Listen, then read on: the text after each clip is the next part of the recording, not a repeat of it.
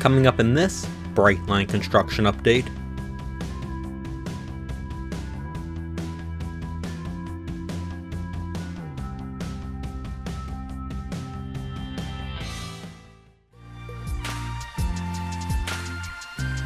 In this update, I provide an in-depth look at Brightline's Basecamp, formerly known as the Vehicle Maintenance Facility in Orlando.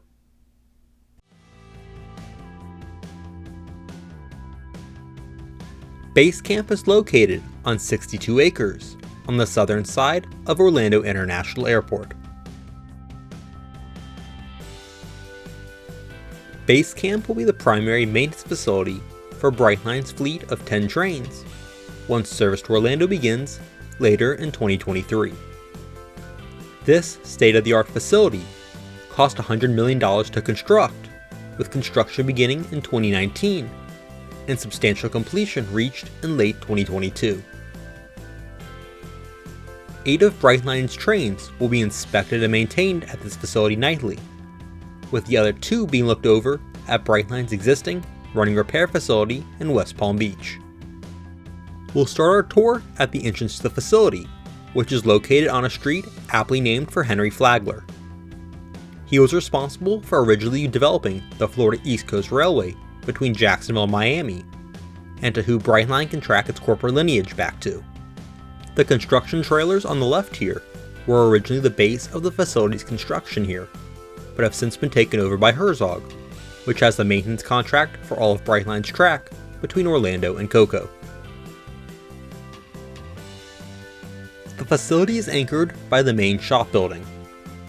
This structure houses the majority of the facility's features, including 3 inspection tracks, a locomotive shop, truck shop, and warehouse.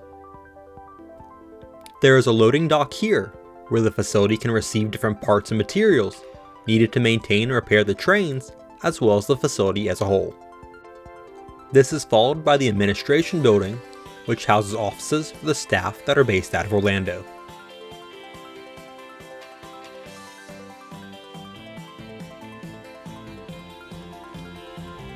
At this end of the facility is the fuel farm, which currently has 2 40,000-gallon biodiesel tanks, along with a tank for diesel exhaust fluid. It has been built so additional tanks can be added in the future as Brightline's needs grow.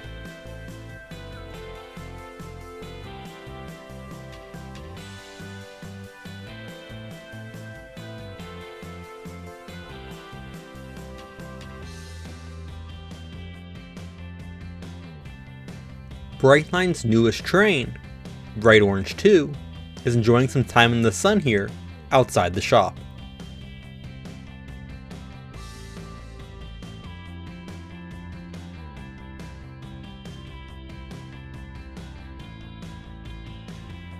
Continuing down the back of the main shop, and the bump out on the back houses a wheel truing machine.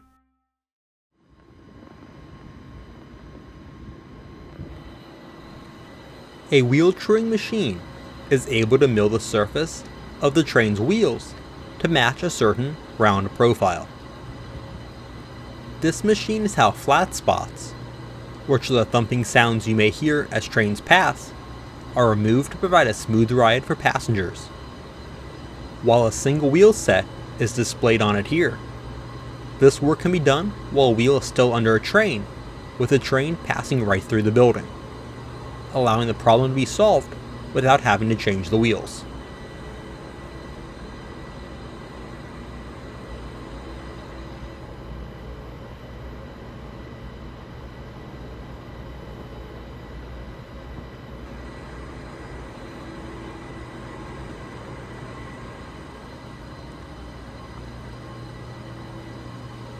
As you can see here, the mechanical staff has already been putting it to use while maintaining some of the original trains that have already been brought here from South Florida for some heavier maintenance. Continuing back outside, and this is one of 2 fuel islands used to fuel up the locomotives with biodiesel. The Snyder fuel crane, which is the red device in the middle, can fuel locomotives on either of the 2 tracks next to it.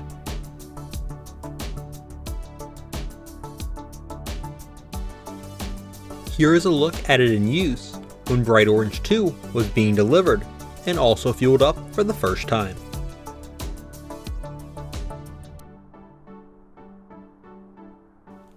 Also over here is the second fueling pad, which also has a sanding system along with another fuel crane. The sanding system is used to refill the locomotive's sandboxes. Sand can be released in front of the locomotive wheels when extra traction is needed, like when it is raining. Out on the far west end of the facility is the connection to the OUC stand rail line. This is where Brightline's new trains were delivered and where any rail-based deliveries can be made, such as additional ballast for the line.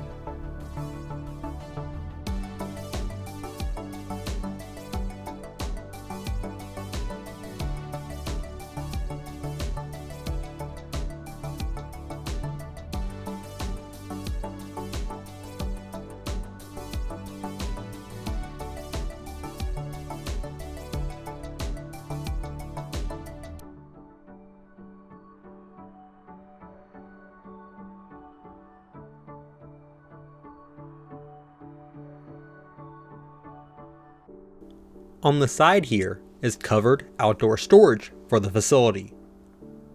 It's for housing different trash and recycling receptacles, as well as tractors and other materials and items that can be stored outdoors.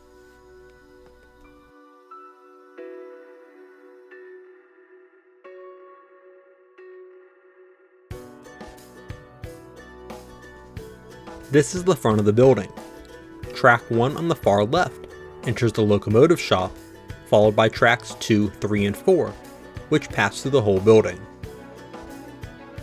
Track 5, directly on the north side of the building to the right, passes through the wheel turning machine, while track 6 on the far right bypasses the building altogether.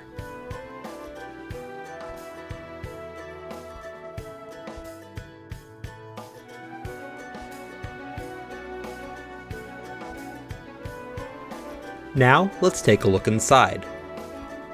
While the interior drone shots were filmed, Bright Green 2 and Bright Pink 2 were being stored inside. These two trains are on tracks 3 and 4, which have inspection pits running their full length. Overhead is a 5-ton crane, which can be used to lift parts off the cars, like the air conditioners. They can travel the full length of the building to service all 3 tracks. While Brightline's trains are currently 4 cars, the building in this initial phase is long enough for 5-car trains. It is designed to be gradually extended as the train lengths increase to a maximum of 10 cars.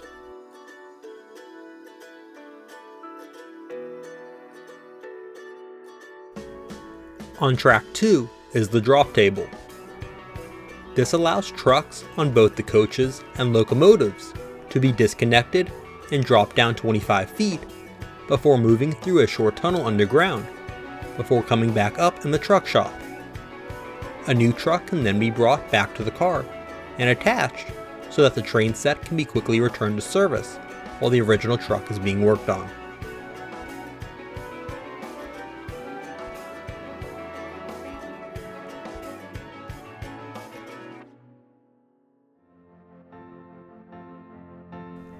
After moving underground, the truck will re-emerge from under these yellow panels before being moved to the short section of rails where they can be stored temporarily, like this truck here.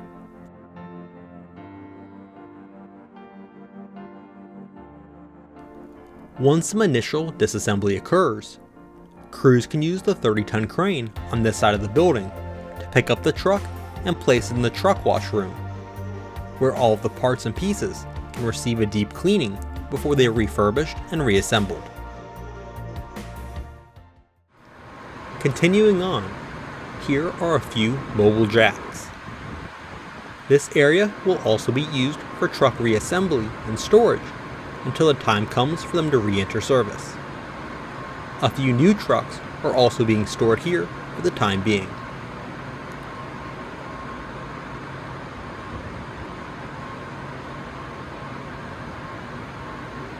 The final item in the truck shop is this truck press. It allows maintenance crews to simulate the load of a car or locomotive on the truck to make sure it is properly balanced and shimmed as needed. This saves time later on when it is placed under another car, when that kind of testing would traditionally occur. Having well-maintained trucks provides passengers with a smoother ride.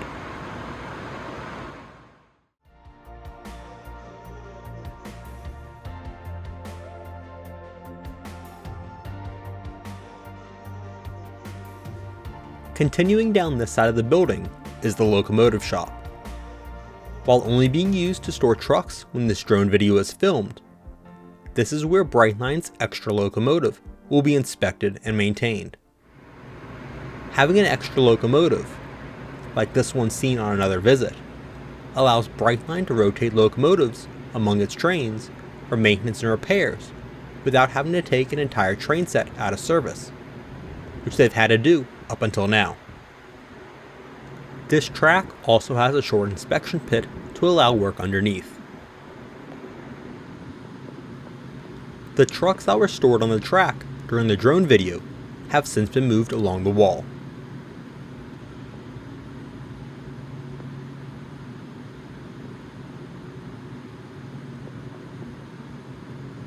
They also have some of the larger locomotive spare parts stored along the wall, like a spare engine and generator.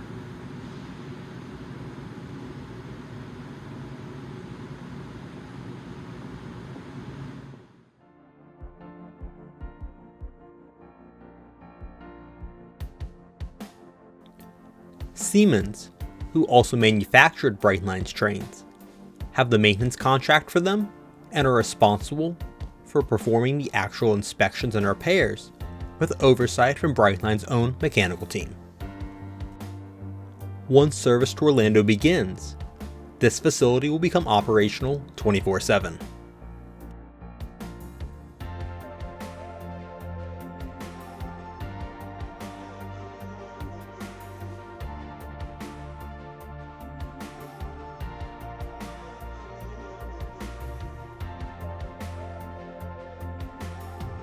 Also here on the west end of the building is the facility's warehouse.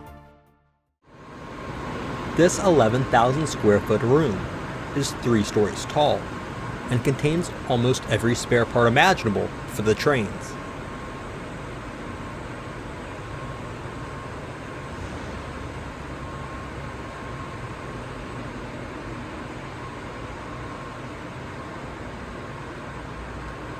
This includes a hefty stock of new nose cones.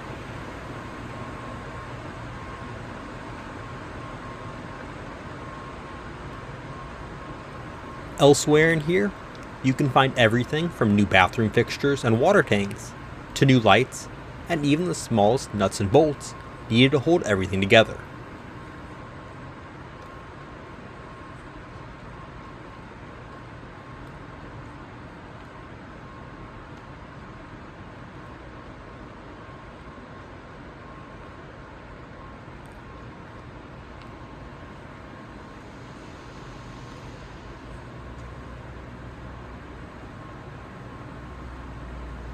It also has a supply of new seats, like these new premium seats.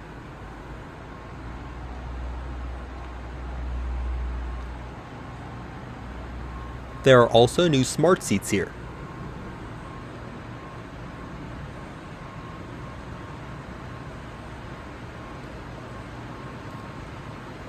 Brightline and Siemens are still in the process of bringing in more parts to fully stock this warehouse in advance of this facility becoming fully operational.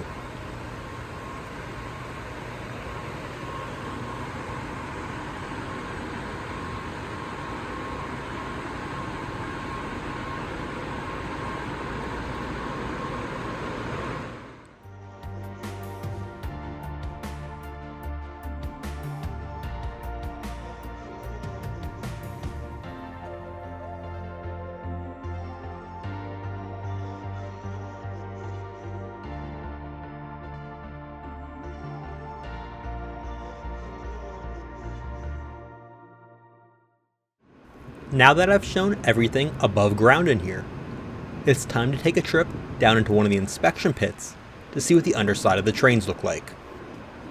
Here we are going under locomotive 118 and the bright green 2 train.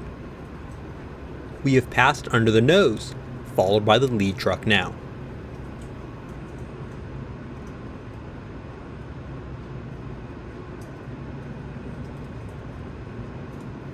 Now we are under the fuel tank.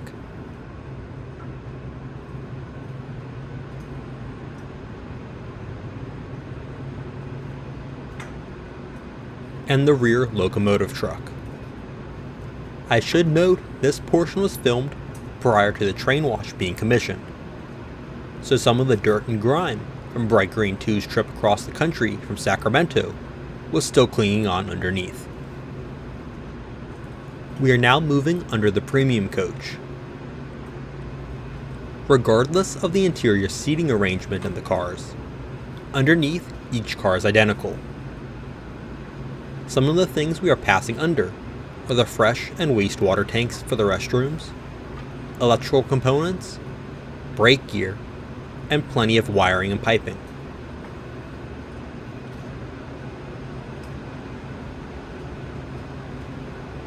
The pit has lights along the length of it to provide a well-lit area for the maintenance crews to work.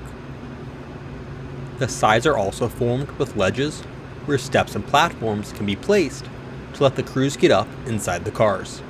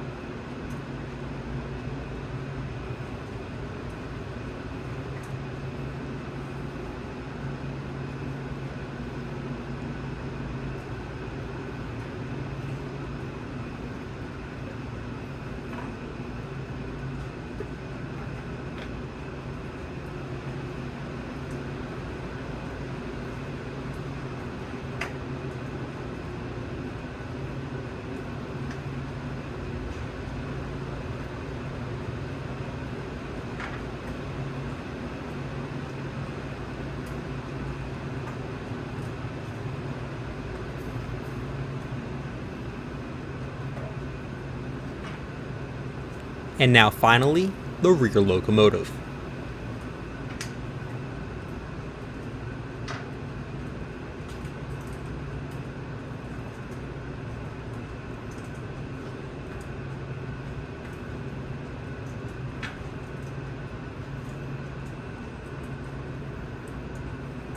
You can see an example of one of the steps and platforms here.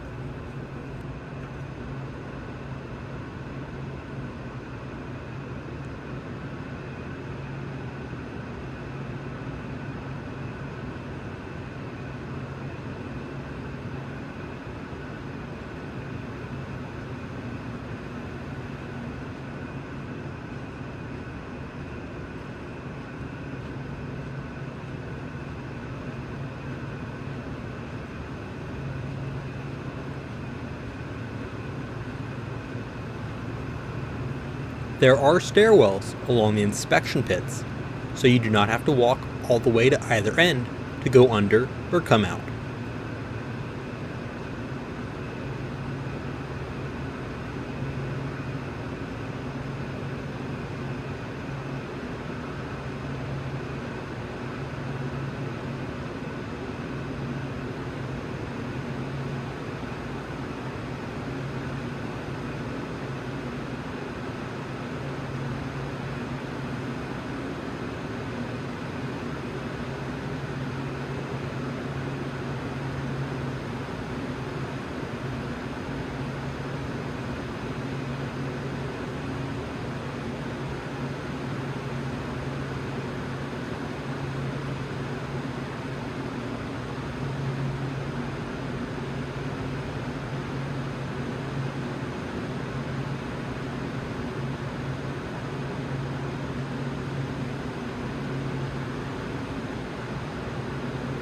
Along the track are vaults with wiring for shore power, which allows the train to remain powered up to run the air conditioning and other electrical functions without having to have the locomotive running.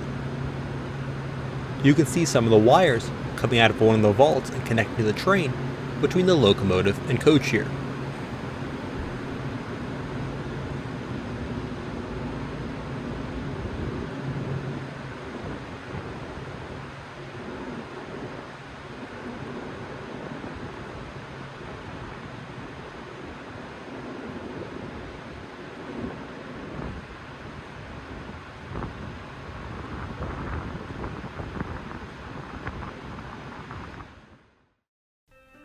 Now we'll head back to the air outside to look at the eastern end of the facility.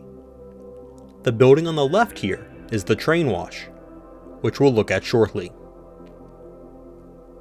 The track curving off to the right is part of the facility's Y. It will be used to turn the spare locomotive, so it can be used on either end of a train.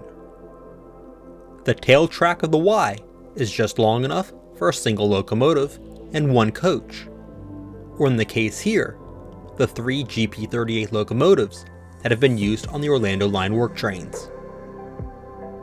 They were being stored here while test trains were running on the Orlando line.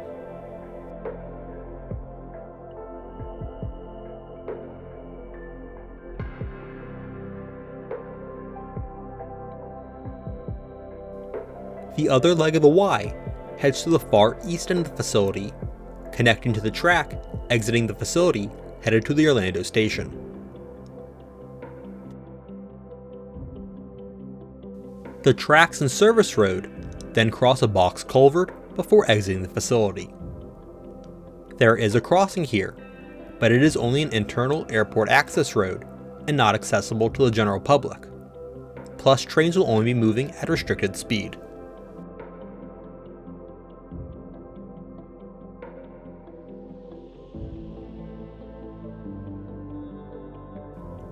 Headed back into the facility, and along the northern fence on the right here, is a growing selection of maintenance away equipment and materials. Right now, a rail grinder is parked here, which has been used to grind the profile of the railheads along the Orlando line to a common profile. This grinder is actually a European design built by SRT Railway Technology, which is an Italian company. It specifically is a Vulcano LGT 10M light self-propelled rail grinder. It has 10 stones that are used to grind the railhead and gauge.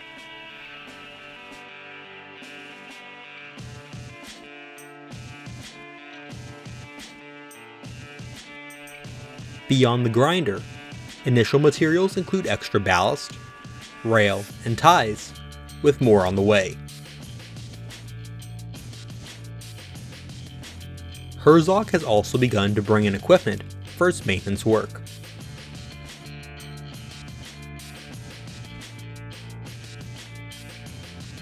We'll now shift over to the train wash.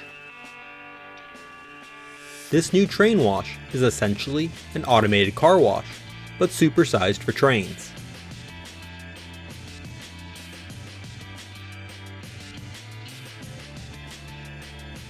Trains will be fully washed daily when they arrive at Basecamp each night.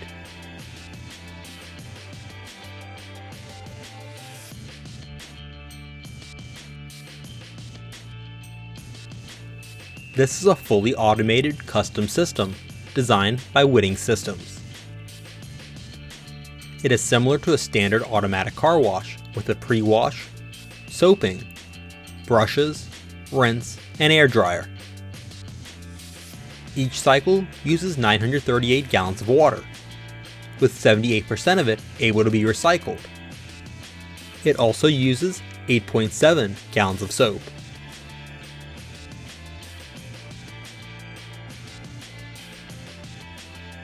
It takes about 15 minutes to clean a 4-car train, including the front of each locomotive.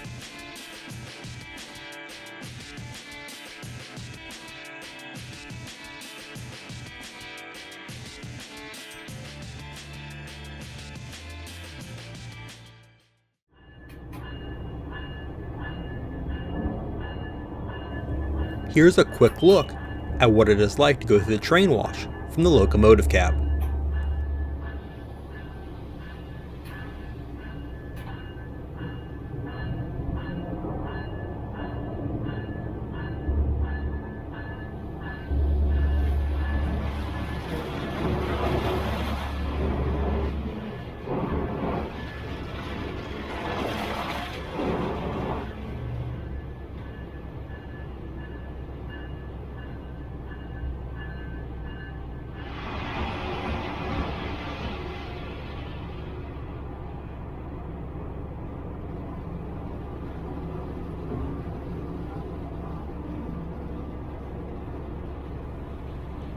For a complete overview of the train wash, check out the video linked to above.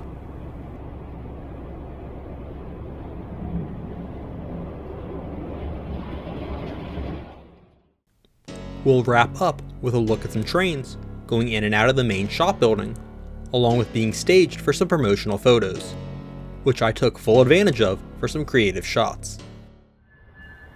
We'll start with Bright Pink 2 coming out on track 3.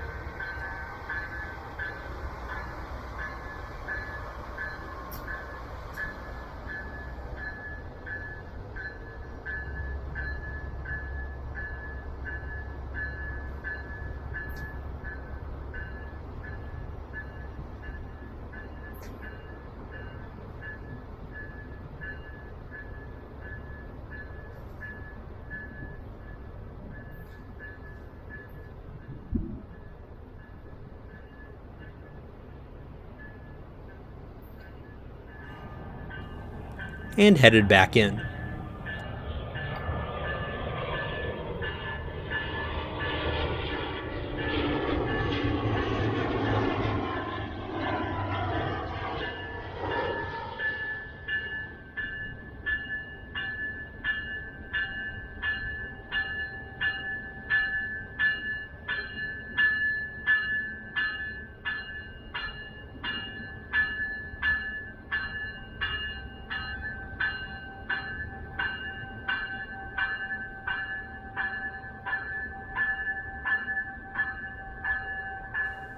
All the track in the yard here at Basecamp is built on steel ties. While more expensive up front, steel ties require less ballast to support and require next to no maintenance. The downfall, though, is that you cannot have any signal circuits on the track using them without special insulators, which is why they are traditionally not used on main lines.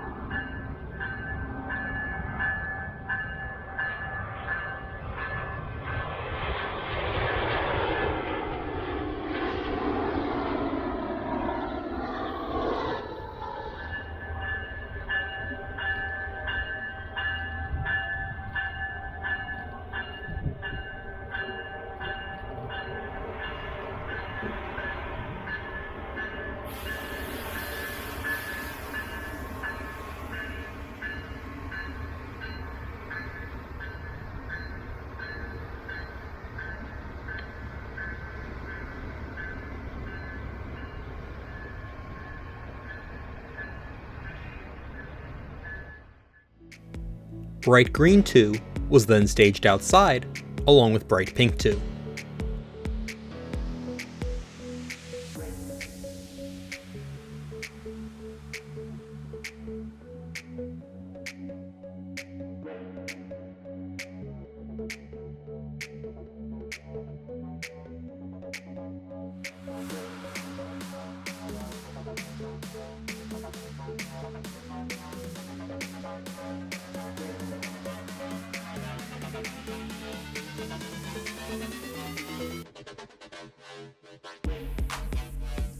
My thanks to Brightline for the opportunities to come out to document this outstanding facility.